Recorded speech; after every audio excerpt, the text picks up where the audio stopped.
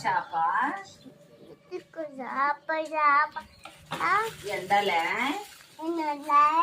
అంటే గడ్డి మోపు దజ్జి మూపు అడ్డమైంది. అది గడ్డి మోపు గడ్డి మూపు ఎందుకు అడ్డమైనవు? అది నేను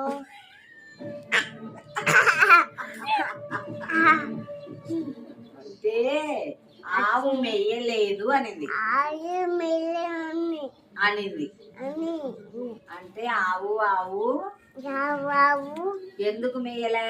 మిల్లే ఎందుకు మెయ్యలే అంటే అతే ఇంకేందబ్బా? ఇది